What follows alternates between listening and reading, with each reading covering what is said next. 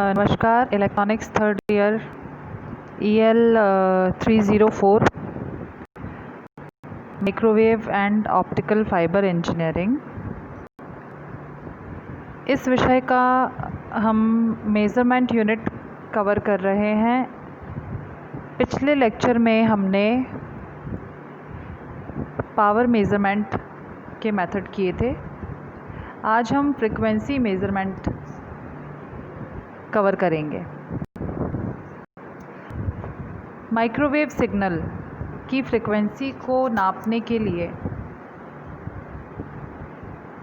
3 तरीके हमारे पास मौजूद हैं। 3 मेथड्स हैं जो कि माइक्रोवेव सिग्नल की फ्रीक्वेंसी को मापने हेतु उपयोग किए जाते हैं। यदि क्लासिफिकेशन करें हम माइक्रोवेव सिग्नल की फ्रीक्वेंसी के मापन हेतु प्रयुक्त किए जाने वाले तरीकों का, तो मैं उन्हें 2 भागों में विभाजित कर सकती हूँ। पहला मैकेनिकल मेथड, दूसरा इलेक्ट्रॉनिक मेथड। मैकेनिकल मेथड को फिर 2 भागों में बांटा गया है। इनडायरेक्ट मेथड, जिसे स्लॉटेड लाइन मेथड भी कहा जाता है, तथा डायरेक्ट मेथड, जिसे रेजोनेंट कैविटी मेथड भी कहा जाता है। इलेक्ट्रॉनिक मेथड में एक मेथड है काउंटर मेथड। तो हम शुरू करते हैं डायरेक्ट मेथड से। Direct method resonant cavity method होता है। इसमें एक वेव मीटर का उपयोग किया जाता है। वेव मीटर क्या है? वेव मीटर है एक वेवगाइड जिसे कि एक सर्कुलर कैविटी से या वेव मीटर से कनेक्ट किया जाता है या कपल किया जाता है एक बहुत ही छोटे से छेद, जिसे आइरिस बोलते हैं, आइरिस के द्वारा। इसका चित्र मैं अभी आपको दिखाऊंगी। रेजोनेंट फ्रीक्वेंसी ऑफ कैविटी, जो कैविटी है उसकी रेजोनेंट फ्रीक्वेंसी जो माइक्रोवेव सिग्नल है उसकी फ्रीक्वेंसी के साथ कोइंसाइड यदि होती है तो माइक्रोवेव सिग्नल कपल हो जाएगा कैविटी के साथ और अटेन्यूएट हो जाएगा। और जो अटेन्यूएशन होगा वो 1 मीटर पर डिस्प्ले होगा। ये बहुत ही सिंपल मेथड है, डायरेक्ट मेथड है। इसका डायग्राम अपन देखते हैं। ये एक वेवगाइड है जिसे सर्कुलर कैविटी से कनेक्ट किया या कपल किया गया है यूजिंग आइरिस। ये जो प्लंजर आपको नज़र आ रहा है, शॉर्टिंग प्लंजर, इसको ऊपर अथवा नीचे करके फ्रीक्वेंसी को चेंज किया जा सकता है, रेजोनेटिंग फ्रीक्वेंसी को।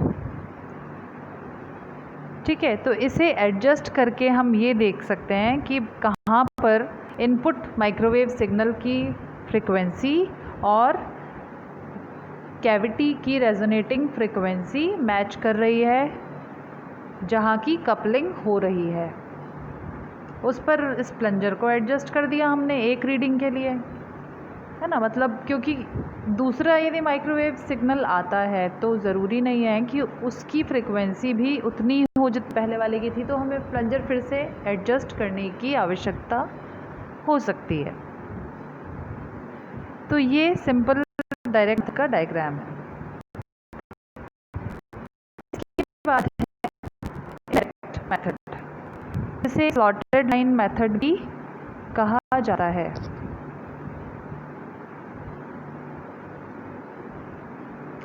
एक स्लॉटेड लाइन होती है जिस पर कि जो भी माइक्रोवेव सिग्नल है उसे अप्लाई किया जाता है। स्लॉटेड लाइन कुछ नहीं है। स्लॉटेड लाइन एक्चुअली एक लॉन्गिट्यूडनल स्लॉट होता है, लेंथ के अलोंग कट किया गया ट्रांसमिशन लाइन होती है, जिसमें कि एक मूवेबल इलेक्ट्रिक फील्ड प्रोब होता है और उसकी जो डेप्थ होती है, प्रोब की डेप्थ और पोजीशन, उसको ट्यूनिंग एडजस्टमेंट की हेल्प से सेट कर सकते हैं।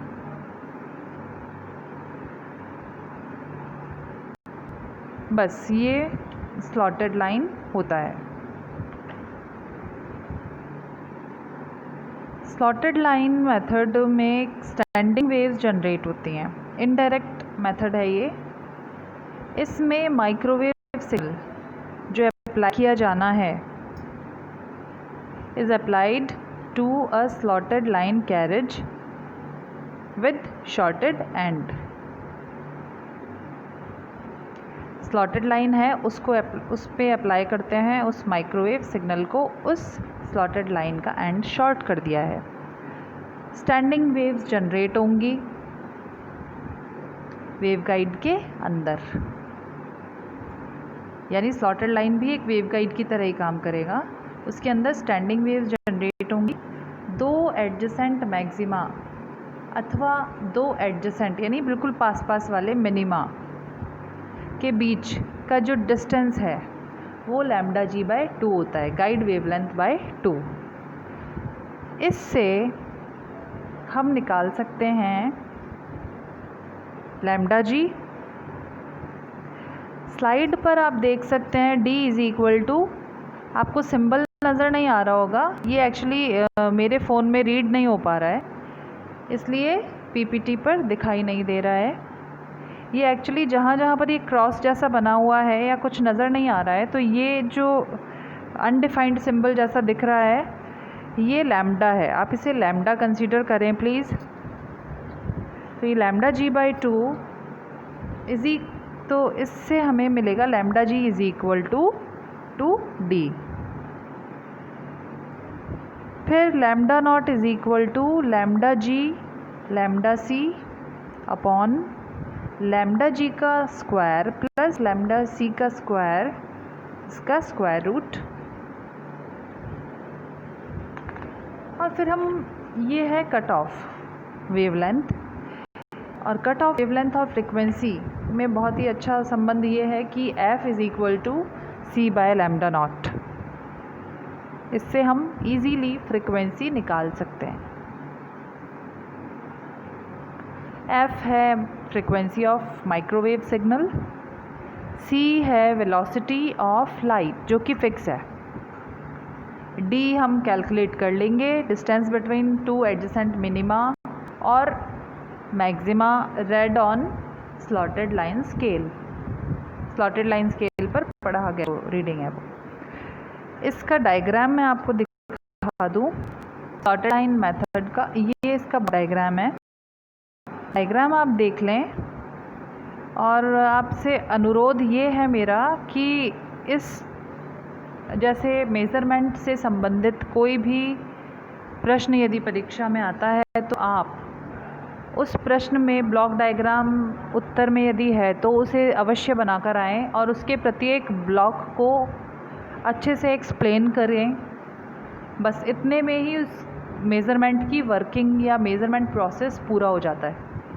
देखिए यहाँ सिग्नल जनरेटर है, यहाँ वेरिएबल अटेन्यूएटर है, सिग्नल गया स्लॉटेड लाइन को, यहाँ वेवगाइड शॉर्टेड है, ये क्रिस्टल डिटेक्टर प्रोब है और स्टैंडिंग वेव रेशियो इंडिकेटर है, ये मैक्सिमा या मिनिमा का बताता है। और ये वेवगाइड शॉर्टेड है, यहाँ पर इनपुट गया है, ठीक है। ये सिंपल सा स्लॉटेड लाइन का ब्लॉक डायग्राम है। अब अपन चलते हैं काउंटर मेथड की तरफ। ये है काउंटर मेथड का ब्लॉक डायग्राम, बहुत ही सिंपल है। एक मेथड जिसके द्वारा फ्रीक्वेंसी का मापन किया जाता है वो ये है।